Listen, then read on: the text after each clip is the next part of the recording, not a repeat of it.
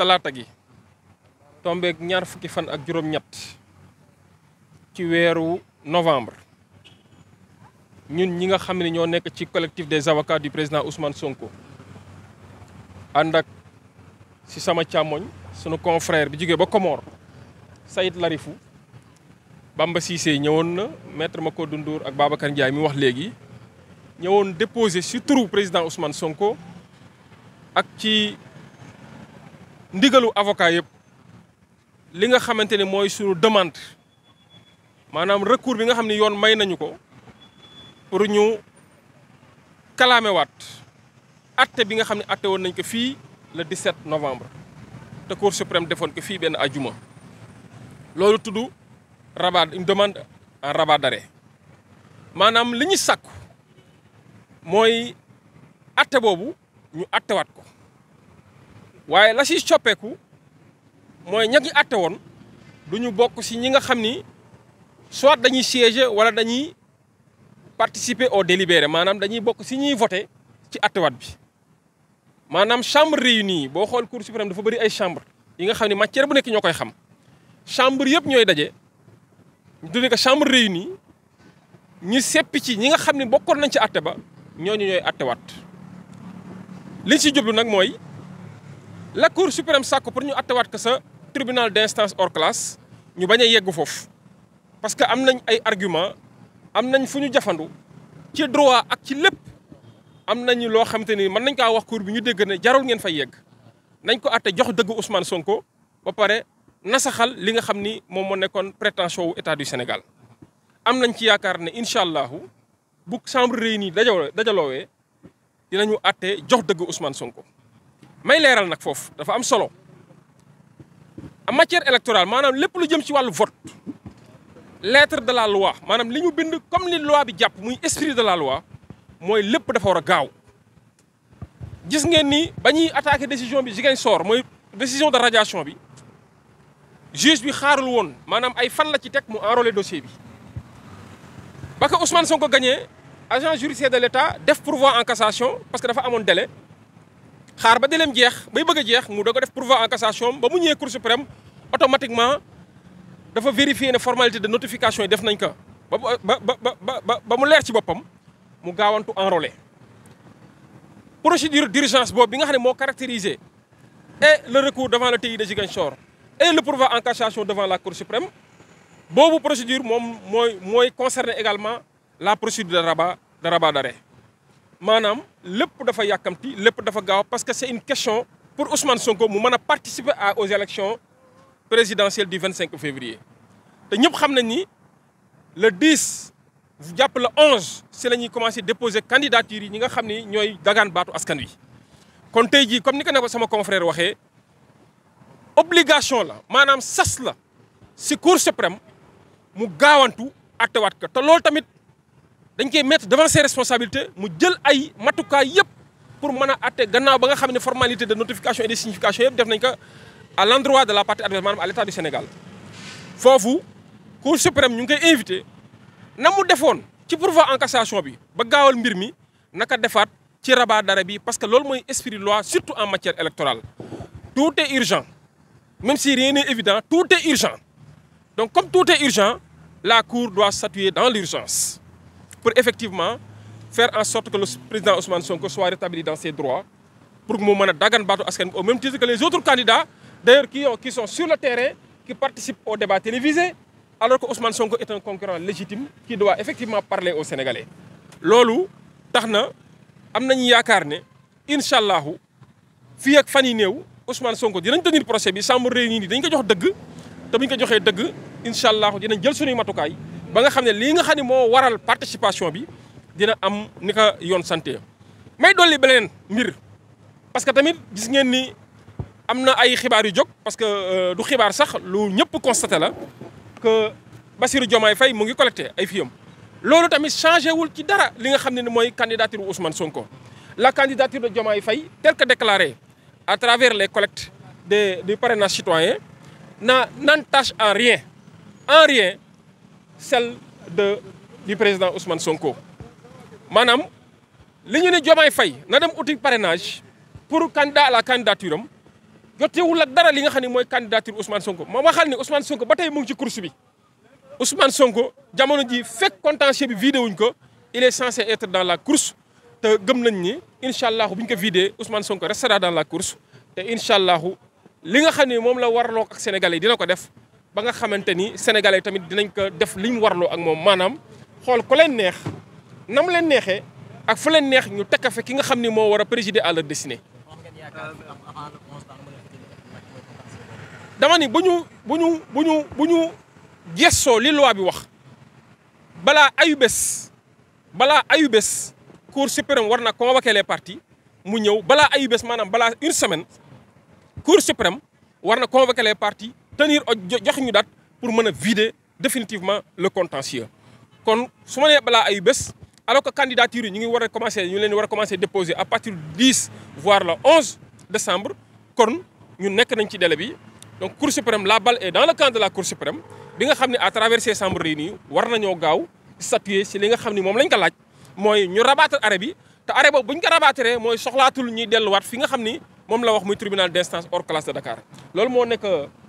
jeexitalu demande de rabat bi ba nga xamante ni jaratu dossier bi di génn fii mais fii lañ koy atte et cette fois-ci toutes les chambres réunies ñoom ñoo ciy taxaw sëgg si pour wax li nga xam ne moom mooy droit bi te jàpp nañ droit boobu mooy Ousmane Sonko ñu rétablir dans ses droits et dans sa dignité et dans son honorabilité. Maître bon xamaguñu luy xew fii nii mais supposons par exemple tey mu àgg li juge bi dogal fële ca tribunal est-ce que jàpp ngeen ni bu ñu respecter toutes les procédures danañu fi mën a am àtte boo xam ni dafay définitif. dégguma question bi bu baax. ma ni bon fii déposé ngeen benn rabat d'arrêt xamaguñu lu fi xew mais par exemple supposons mbir mi teere ji fële ca tribunal bu Dakar comme ni ko juge bi dogal wala. waaw non xam nga rabat d'arrêt boo xasee ba déposé ko rek voilà foofu may leeral ne rabat d'arrêt boo xasee ba def mooy arrêt bi nga xamante ni moo jël dogal pour yóbbu mbir mi ci tribunal bi d'instance bi boobu arrêt boo ci defee rabat rek kon dootul dem maanaam day am effet suspens da koy arrêté pour remettre le compteur à zéro looloo wundu mbir mi léegi au lieu muy dem juge benn juge toog di xam mbir mi dans ce cas chambre réunie ñooy toog te chambre réunie fépp fu ñu toogee rek amatul renvoi devant une autre juridiction mais chambre yi ñooy évoqué statuer trancher le fond de façon définitive. jërëjëf léegi ñu may sunu confrère Larifou say la maanaam ñi xam cour suprême du juge des faits mais juge du droit la juge des droits mooy dañuy atte la ñu atte maanaam attewul juge bi attewul nit ñi mais atte bi lay atte kon ku taxaw ne chambre réunie du juge du droit kon xamoo luy cour suprême chambre réunie comme ni cour suprême nekkee moom lay nekkat xam nga luy mbir mi luy différence bi mooy ba cour suprême di njëkk a xam pourvoi bi foofu chambre bi nga xam ne moom lañ ko joxoon muy chambre administrative bi moo connaître de l'affaire mais cette fois-ci chambre yëpp ñooy toog daje te loolu pour jox doole atte bi nga xam ne moom la ñuy xaar la kon fii nag bu ñuy wax atte dëgg droit mooy fii si biir cour suprême par contre li chambre réunie manul mooy mu attewaat ko ordonner le renvoi devant une autre juridiction loolu moo tax ñu demander rabat bi pour que cette fois-ci bu ñëpp toogee te gis nañu kàngam ñi ëpp expérience ci biir justice la ñoo koy def ñoo xam ne def nañ ay fanweeri at waar ñeent fukki at ci expérience bu ñu toogee ba dogal loolu daanaka day am valeur loi day dëgër.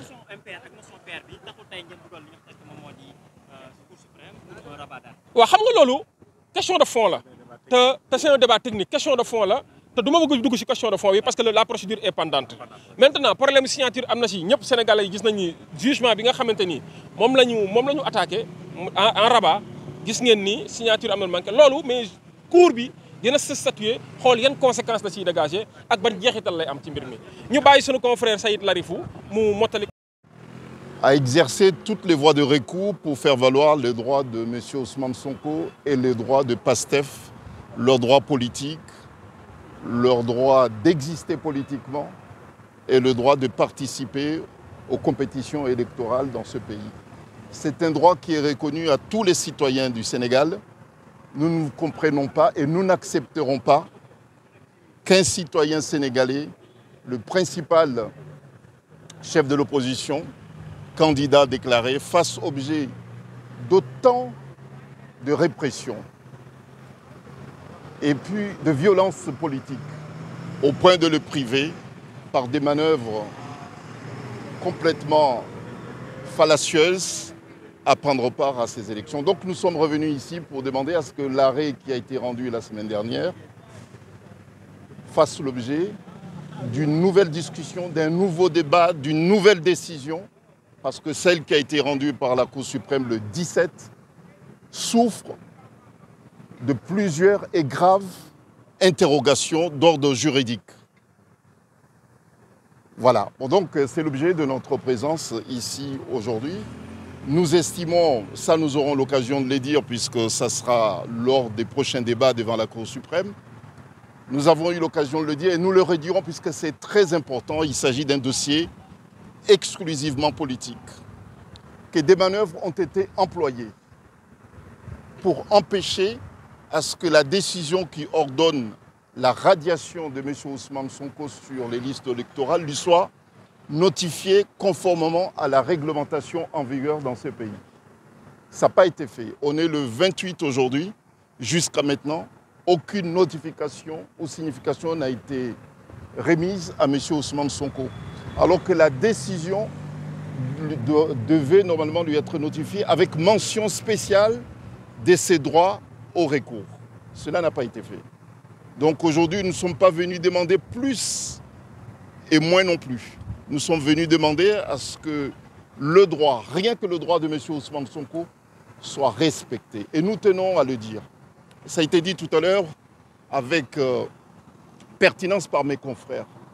Ils l'ont dit en français et puis en wolof. Et je répète, puisque c'est l'élément pour nous, aujourd'hui, l'élément le plus important. La Cour suprême du Sénégal est dans l'obligation d'agir dans l'urgence, dans l'extrême urgence, puisqu'il s'agit d'un contentieux électoral qui protège le droit d'un citoyen sénégalais. L'expression de chaque citoyen sénégalais par rapport à des compétitions électorales est fondamentale. Nous ne comprendrons pas et nous n'accepterons pas que l'expression de M. Ousmane Sonko soit entachée d'irrégularités, alors que celles des millions d'autres citoyens sénégalais seront prises en considération. Donc il y a une obligation de sérénité. Il y a une obligation de rendre cette décision le plus vite possible. Il y a une situation d'extrême urgence, puisque les autres candidats, comme ça a été dit tout à l'heure, sont en pleine campagne, interviennent sur tous les plateaux, côtoient leurs électeurs, tous les Sénégalais. Il n'y a que M. Ousmane Sonko qui est privé de ce droit aujourd'hui. Et cela nous semble tout à fait anormal. Bon, donc nous exercerons toutes les voies de recours. Aujourd'hui, nous sommes devant la Cour suprême. Il se peut que nous n'espérons pas. Mais s'il faut aller devant d'autres juridictions, nous y rendrons, nous irons pour que ce droit lui soit reconnu au même titre que les autres. Voilà. Merci. Parce que aussi c'est l'esprit de la loi. Parce qu'on est en matière électorale. En matière électorale, donc la procédure de célérité qui avait caractérisé donc la saisine du juge de Ziguinchor, donc continue aussi de tenir aussi, essayer de s'imposer donc à la Cour suprême. Cette procédure de célérité s'impose aussi à la Cour suprême parce qu'il est question de candidature de monsieur le président Ousmane Sonko qui doit participer à l'image de tous les autres candidats à ces jours électoraux. Et à partir de ce moment, la célérité qui avait caractérisé donc la procédure au début de cette procédure, savoir que la saisine du juge de Ziguinchor qui a statué de façon très urgente dans cette affaire-là, donc la Cour suprême aussi doit suivre donc le pas donc du tribunal d'instance de Ziguinchor. La Cour suprême avait confié le dossier n'a plus rien à faire dans ce dossier. Non, pour le moment, donc l'affaire, comme vous le savez, le juge a renvoyé cette affaire, mais pour le moment, il s'agit d'un rabat d'arrêt. S'il s'agit d'un rabat d'arrêt, donc la compétence relève des chambres réunies de la Cour suprême. C'est ça. D'accord. Ouais, allez-y.